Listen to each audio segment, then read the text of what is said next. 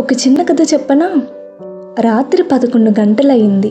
వాన చినుకులు కిటికీ మీద తట్టుకుంటూ ఉన్నాయి.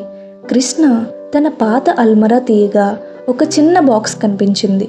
అది అతని చిన్నప్పటి జ్ఞాపకాల బాక్స్. ఆ బాక్స్లో పాత ఫోటోలు, స్కూల్ బ్యాచెస్, ఒక లేఖ ఉన్నాయి.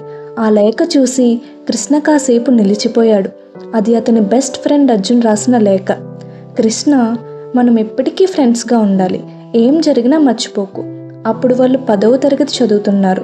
చిన్న గొడవల వల్ల ఇద్దరూ మాట్లాడుకోవడం మానేశారు. ఆ గొడవ పెద్దది కాదు, కానీ అహంకారం పెద్దదైంది. కాలం గడిచింది. జీవితం ఇద్దరిని వేరే దారుల్లోకి తీసుకెళ్ళింది. కృష్ణ కళ్ళల్లో నీళ్లు వచ్చాయి. ఇంత చిన్న కారణానికి నేను ఒక మంచి ఫ్రెండ్ని కోల్పోయాను అని అనుకున్నాడు. అతను వెంటనే అర్జున్ నెంబర్ వెతికాడు.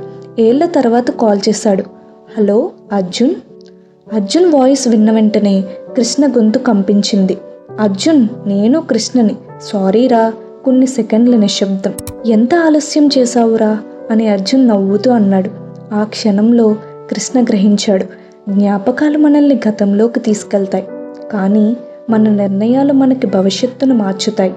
ఆ రోజు నుంచి వాళ్ళు మళ్ళీ ఫ్రెండ్స్ అయ్యారు. జ్ఞాపకాలు మనసులో నిలిచిపోతాయి, కానీ సంబంధాలు నిలవాలంటే మనసులో ఉన్న అహంకారాలు, కోపాలు వదిలిపెట్టాలి. ఈ స్టోరీ మీకు నచ్చితే లైక్ చేయండి, షేర్ చేయండి, కామెంట్ చేయండి.